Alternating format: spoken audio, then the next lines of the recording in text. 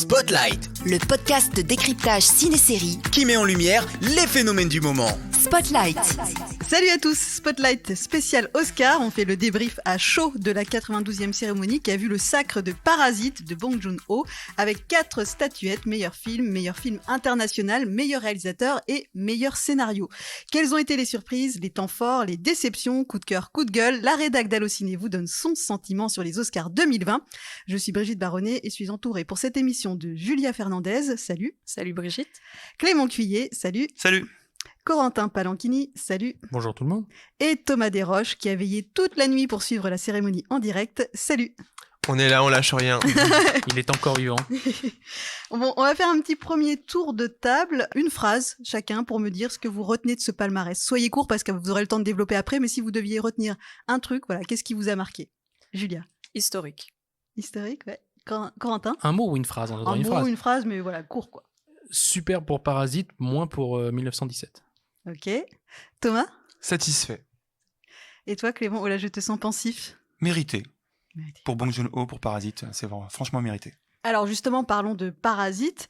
Je ne sais pas si on peut dire que c'est une surprise, je crois que oui, mais revenons quand même sur ce succès, cette surprise. Corentin, d'abord, tu as potassé pour voir si c'était déjà arrivé qu'un film étranger soit l'Oscar du meilleur film.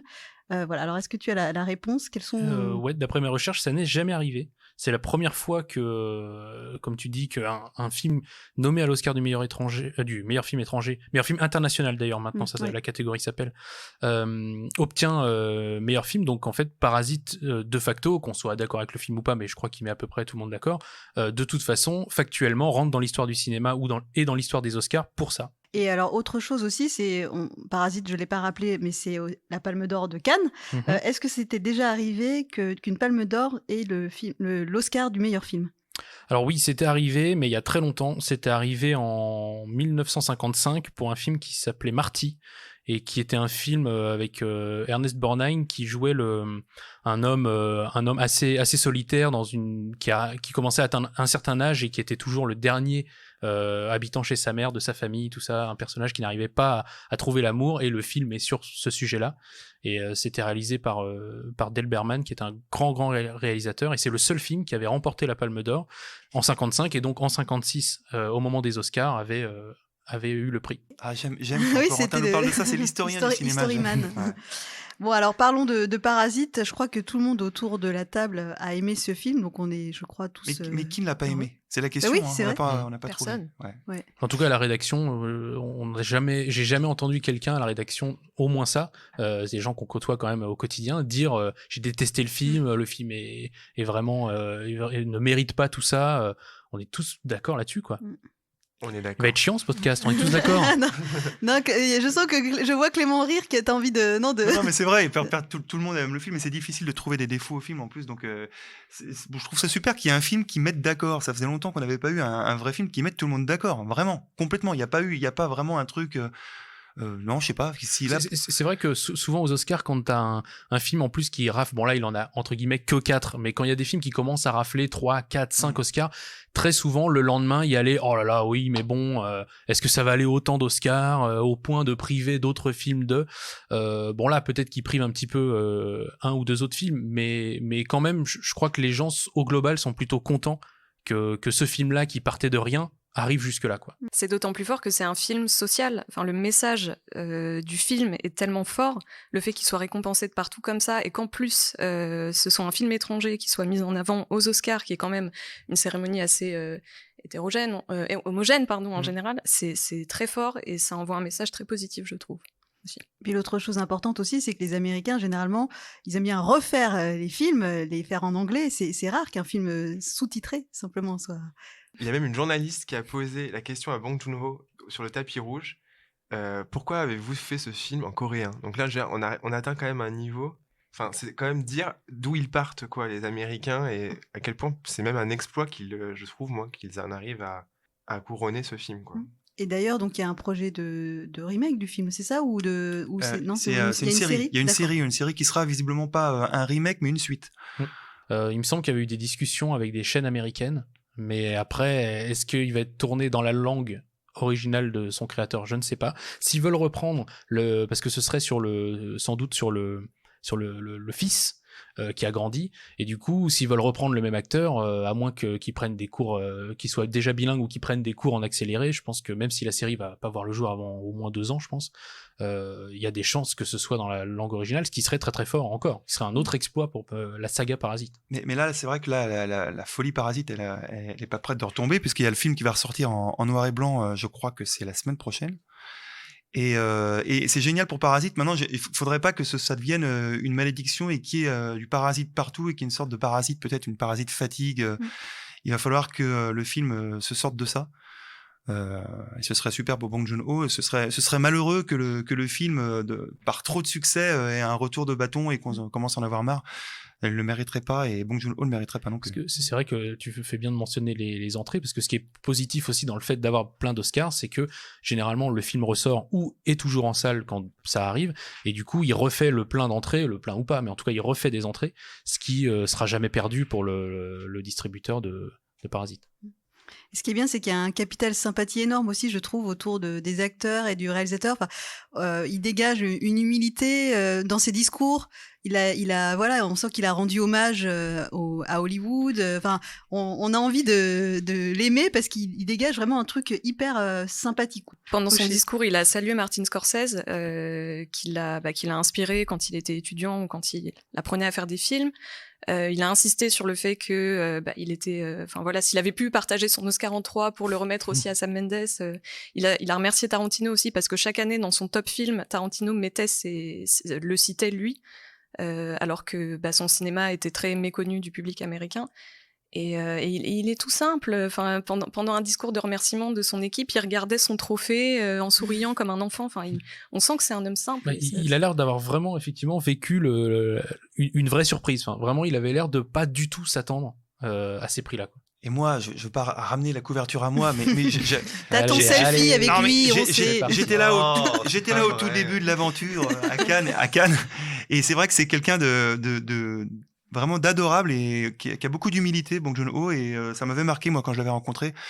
Et je suis ravi, ça fait plaisir qu'il y ait un succès pour des gens qui sont bien, qui font des films presque parfaits. C'est merveilleux, que demande le peuple. Ceci dit, c'est vrai que dans notre podcast cannois où on avait abordé le film à chaud, on va dire, il y a que toi qui l'avais vu à l'époque, et c'est vrai, non mais c'est vrai qu'il y avait pas que moi.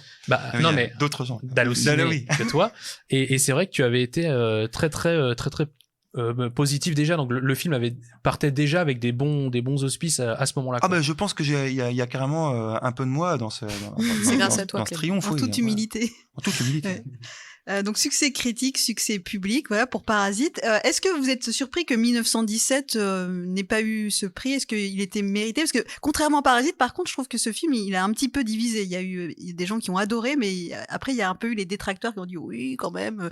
Julia, je te sens à nouveau acquiescée. Sur le plan technique, il n'y a rien à dire. La photo de Roger Deakins est incroyable. Après, en termes de scénario, de film de guerre, ça apporte pas grand-chose de nouveau à l'édifice. Et moi, ça m'a un peu... j'avais un peu l'impression d'être devant Call of Duty, des fois, d'avoir que des cinématiques.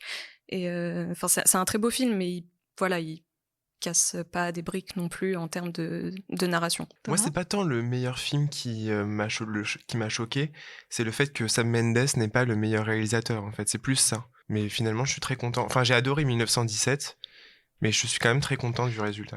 C'est vrai que Mendes aurait pu avoir la réalisation. Souvent, j'ai l'impression, mais quand les Oscars aiment beaucoup un film, ils font un truc radical et puis ils donnent tout, quoi. J'ai l'impression que c'est ça.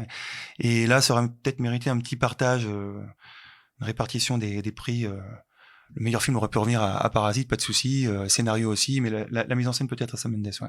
Ouais, et je suis assez d'accord parce que quand même, 1917, c'est vrai que l'histoire est pas à tomber par terre.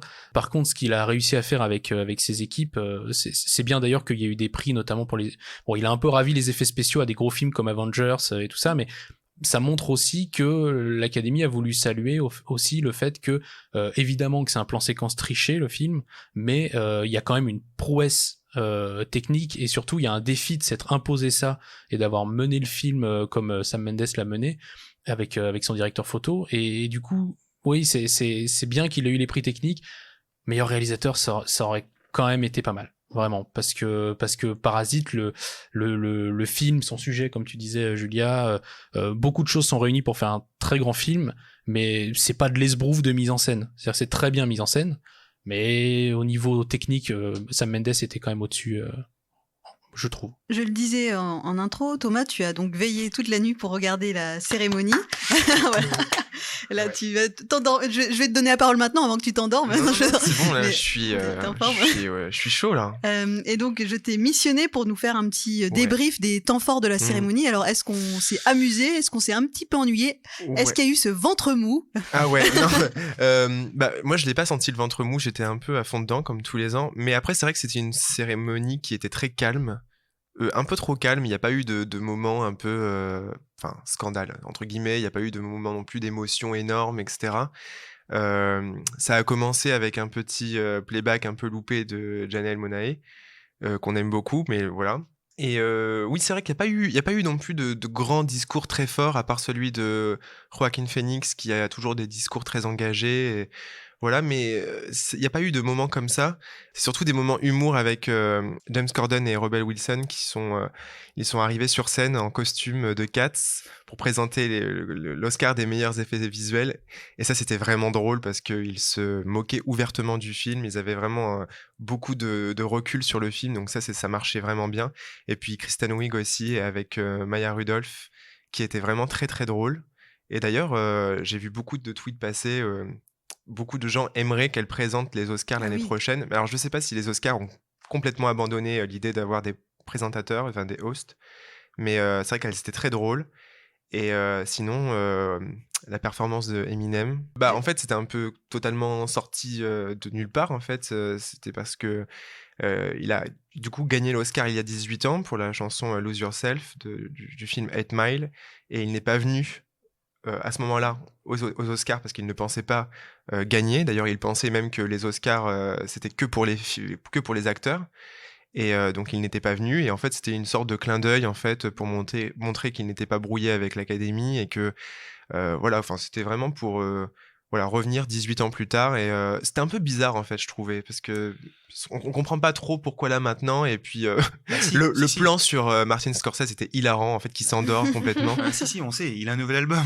Ah oui, voilà, c'est ça. ouais. Ouais, il vient de sortir un nouvel album, ça fait promo, mais après je me dis, est-ce que Eminem a vraiment besoin de promo? Je suis pas sûr, mais Oui, surtout aux Oscars. C'est même pas l'anniversaire des 20 ans de 8 Mile. Pourquoi on non, l'a et pas puis c'est pas du tout la cible, voilà. Mais non, mais c'était un peu bizarre en fait. Au début, je pensais qu'il allait être rejoint par d'autres artistes qui avaient gagné l'Oscar de la meilleure chanson et tout, mais en fait non, pas du tout. Donc moi, ce qui m'a un peu étonné, c'est de pas voir, moi j'ai pas suivi en direct, mais de pas voir le lendemain que de pas avoir de discours engagé, parce que Hollywood n'a de cesse de nous dire qu'il y a des problèmes de diversité, n'a de cesse de nous dire qu'il y a des problèmes de parité, qu'il y a tout ça, et il n'y a pas une personne pour prendre la parole là-dessus sur scène. Moi, je trouve ça un peu dérangeant. On a l'impression que ça ne choque les gens que sur les réseaux sociaux, et qu'une fois qu'ils sont dans le système, ça ne choque plus grand monde. Donc ça, c'est un peu dommage. La seule diversité qu'il y a eu, finalement, c'est dans le palmarès. Ils s'en sortent un peu avec cette pirouette. Voilà, le fait de donner beaucoup de prix à un film sud-coréen, évidemment que ça représente une certaine diversité. Mais voilà, moi je trouvais ça assez étonnant. Joaquin Phoenix a été beaucoup plus engagé dans son discours aux Golden Globes pour la récompense qu'il a eue, en soulignant justement le manque de diversité des Oscars. Là, il n'y a pas eu grand-chose, à part Nathalie Portman qui a brodé, qui est arrivée sur le tapis rouge avec une robe où les noms des réalisatrices non nominées dans la cérémonie étaient brodés. Donc, merci à elle, mais c'est un petit détail et c'est un peu dommage qu'on se soit limité à ça. Ouais, en fait, il y avait juste un discours rapide entre Steve Martin et Chris Rock au début, mais c'était vraiment un discours avec beaucoup de blagues et tout. Enfin, c'était pas du tout. Enfin voilà, franchement, c'était pas du tout mémorable. Non. Enfin, donc voilà, c'était un peu étonnant en fait. Finalement, l'après MeToo est déjà passé, on dirait, parce que on dirait qu'il n'y a pas eu vraiment d'allusion à ça. Ou c'est vrai que c'est étonnant, surtout en plus en plein procès Weinstein. Procès Weinstein, ouais. ça aurait pu être un peu plus présent. Et pour Joaquin Phoenix, peut-être qu'il avait épuisé tous les sujets. Il s'est dit bon, je vais changer de sujet à chacun de mes discours. Mais après, je trouve ça intéressant parce que il a profité de chacune de ses prises de parole pour évoquer des combats différents. Donc après, Ah oui, voilà, il vient jamais pour dire merci, maman, merci papa. Non, c'est ouais, c'est plus chargé. C'est pas mal. Faudrait qu'il vienne au César et qu'il prépare un autre discours. On cherche un César d'honneur. Donc oui, Julia, toi, tu avais un petit peu planché sur les instants plus engagés au féminin. Est-ce que tu avais d'autres choses à ajouter sur ce sujet, ou bien, mis à part la robe de Nathalie Portman, on avait déjà fait le tour? Bah non, j'ai eu l'impression que c'était un peu léger à côté de ça. Peut-être. Il y a juste eu Sigourney Weaver qui était entourée Ah oui. de Gal Gadot et Brie Larson. Oui. En fait, voilà, c'était pour comme Brie Larson joue Captain Marvel et Gal Gadot Wonder Woman, elle remercie en fait Sigourney Weaver d'avoir un peu ouvert la voie aux personnages féminins forts. Voilà, ça C'est c'était. Carrie Fisher qui va être contente. Ouais. Parce que c'est un peu Carrie Fisher qui avait ouvert la voie. Ouais, c'est vrai. Après, au palmarès, il y a eu donc la compositrice islandaise Hildur Gunnadóttir, si je le dis bien. Donc Pas mal. bravo, parce que t'aurais pu juste dire la compositrice de. Il faut la nommer quand même parce Oui. que c'est qui a eu la meilleure bande originale pour Joker. C'est seulement la 4e femme de l'histoire de la cérémonie à remporter le prix. Donc voilà, c'est pas beaucoup. Donc on peut saluer son travail au passage, mais sinon non, c'était assez léger en termes de militantisme cette année. On se rattrapera au César, non? On espère. Alors, quand même, on va parler d'une femme que tu adores, Thomas. Quand même, on n'a pas encore parlé d'elle. Renée Zellweger, c'est enfin ouais. son sacre pour Judy, parce que c'est vraiment un film d'actrice. Elle joue donc Judy Garland, et toi, tu es complètement sous le charme du film et de l'actrice. Ouais. En fait, tout le monde disait qu'elle était favorite. Elle l'était surtout pour le métier. Mais en fait, quand on regardait la vie des gens, ils ne voulaient pas du tout que ce soit Renée Zellweger. Ils voulaient beaucoup plus que ce soit Scarlett Johansson. Je pense que les gens étaient un peu saoulés par le film Judy. À tort d'ailleurs, parce que c'est un film, c'est vrai, qui est très académique, c'est un biopic, donc il coche un peu toutes les cases pour le film à Oscar, mais c'est quand même un très beau film, et comme tu le dis, c'est surtout un film dans lequel elle est extraordinaire, et franchement, moi je compare beaucoup le film avec Bohemian Rhapsody, avec Rami Malek. Déjà, Judy Garland et Freddie Mercury, ils ont beaucoup plus de points communs que ce que l'on peut croire. Ce que je trouve, c'est que parfois, dans Bohemian Rhapsody, on a un peu voulu faire une sorte d'imitation de... Voilà, moi je l'ai senti un peu comme ça, même si j'aime beaucoup Rami Malek. Et là, dans Judy Garland, enfin dans le Judy, c'est pas du tout pareil. On reconnaît vraiment Renée Zellweger. Bien sûr, elle ressemble un peu à Judy Garland, mais c'est pas vraiment ce qui a été voulu dans le film. Et du coup, le fait qu'on la reconnaisse, il y a un truc très vulnérable où du coup, elle doit tout donner pour que les gens y croient, et elle ne peut pas tricher. Et ça commence dans la voix, en fait, elle chante dans le film, c'est vraiment sa voix, et on le voit aussi dans le langage du corps et dans les yeux. Enfin, il y a vraiment une sincérité qui est vraiment, mais moi je trouve, qui est désarmante. Et je suis très très heureux qu'elle réussisse, parce que c'est vraiment une super performance. Et voilà, 16 ans après Cold Mountain, donc elle avait déjà eu un Oscar pour la meilleure actrice dans un second rôle. Mais donc voilà, il faut rendre à César ce qui est à César. Oscar. Oscar du coup. On va pas revenir sur l'intégralité du palmarès, vous trouverez tout ça sur notre site, ainsi que plein de petits articles sur des focus dédiés, notamment Eminem. On va quand même parler des Français, puisqu'il y avait pas mal de nommés cette année, notamment Les Misérables avec Lajli dans la catégorie meilleur film international. Bon voilà, Parasite l'a emporté, Parasite l'emporte partout.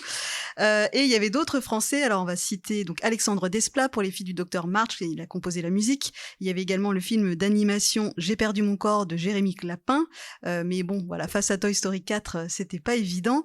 Également 2 courts-métrages côté animation et côté live action, et finalement le seul Français qui a gagné, c'en est peut-être un qu'on n'attendait pas, et c'est toi Thomas qui va nous dire qui c'était. Ouais, c'est Guillaume Rocheron du coup qui s'occupe des effets visuels. Enfin, il est l'un des 3 lauréats pour les effets visuels de 1917. Est-ce que ça vous surprend que les Français n'aient pas eu plus de prix, ou parce que là la concurrence était rude, j'ai l'impression pour emporter quelque chose. Meilleur film international, bon, il y avait Parasite, c'était compliqué.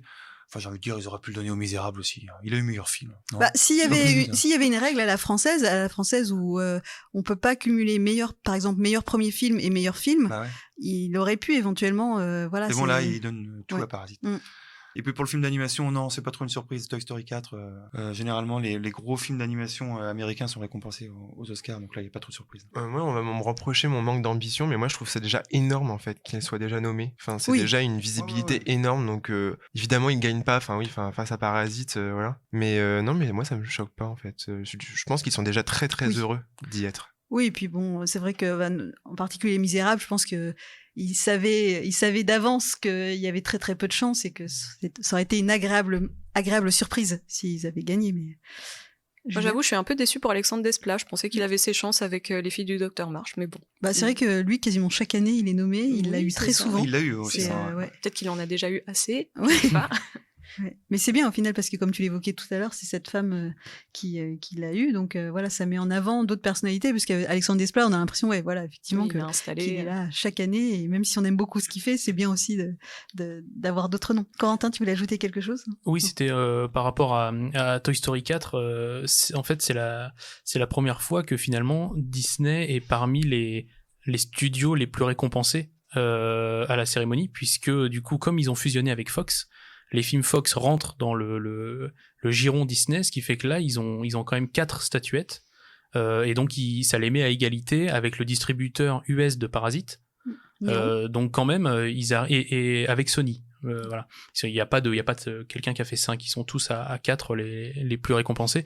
Et du coup, tu te dis, Disney en fait va commencer à figurer de plus en plus dans cette cérémonie. Et l'autre chose que j'ai constatée, c'est l'absence de récompense pour Netflix. Oui, mis à part Laura Dern, peut-être. Oui, c'est ça. En fait, ils ont un truc genre quasiment 24 nominations, et ils ont eu 2 prix, un pour Laura Dern dans Marriage Story, et un pour le meilleur documentaire, American Factory. Et du coup, tu te dis, dis donc, pour l'année dernière, ils raflaient tout avec Roma, ou il y a 2 ans. Non, il y a l'année dernière. Et tu te dis, d'un coup, il y a une espèce de... Irishman était nommé à plein de choses, ils ont rien eu, donc un peu comme s'il y avait presque eu un geste de la part de l'Académie pour un peu ignorer les films Netflix. En tout cas, c'est un ratio vraiment d'échec, quoi. 24 nominations, 2 prix, ça fait mal, quoi. Oui, et puis c'est étonnant pour The Irishman, qu'on ait aimé ou pas, c'était quand même un des événements au cinéma de l'année et qu'il ait rien du tout avec un casting comme celui-là aussi. C'est le grand oublié de la cérémonie, Ouais. c'est le Chant du cygne de Martin Scorsese, ça résume tout son cinéma, c'est un film somme et il repart sans rien, c'est quand même... Voilà, même s'il y avait des poids lourds en face, c'est quand même assez dommage. En fait, ce que tu dis, c'est vraiment, je crois que c'est une cérémonie en plus qui marque un début de nouvelle décennie et qui te montre aussi tout ce qui a changé finalement dans la décennie passée. C'est-à-dire Disney égalité avec d'autres studios, Netflix qu'on pensait un événement aux Oscars ne l'est plus, et Martin Scorsese complètement ignoré. Voilà, heureusement, il y a les points positifs avec Parasite qui heureusement vient illuminer tout ça, mais c'est vrai que mine de rien, c'est une cérémonie qui te montre que l'industrie a changé. Bien, je crois que c'est sur ces mots qu'on va se quitter, à moins que Thomas... Ah non, je vous vois tous vous voulez rajouter quelque chose, oui. Pas de Joaquin Phoenix. Si vous voulez, oui, c'est vrai que toi t'avais envie de te clasher parce que je crois que... Oui, pas c'est me vrai. clasher, non, oui. mais Oui, on n'a en pas fait, parlé de Joker, ouais. Non, il y a beaucoup de fans, donc je respecte et tout. Et puis bon, en fait, moi, j'ai pas détesté le film. J'aurais quand même aimé Antonio Banderas. Oui. Franchement, c'est prix d'interprétation masculine, pardon. Il a 60 ans. Il a quand même eu une carrière, quand même très très belle carrière. Et moi, je trouve que c'est son meilleur rôle. C'est là où il est le plus touchant. Et enfin, c'est dommage. Franchement, c'est vraiment dommage. Ouais, après Joaquin Phoenix, c'est vraiment les rôles à Oscar. C'est ce qu'adore l'Académie, c'est les mecs qui s'investissent à mort dans un rôle. On sent le gars qui a passé des mois à rentrer dans le personnage. Ça, c'est vraiment très très Oscar et ça pouvait difficilement lui échapper, je pense. Quoi. Ouais, je suis d'accord, mais je suis déçue qu'il l'ait eu pour ce film. Oui, sa prestation est admirable, mais il était nommé pour The Master en c'est vrai. 2013, si je dis pas de bêtises. Il l'a pas eu, et là, on lui donne pour ce film qui, pardon, mais je trouve a plein de défauts et assez problématique sur certains points.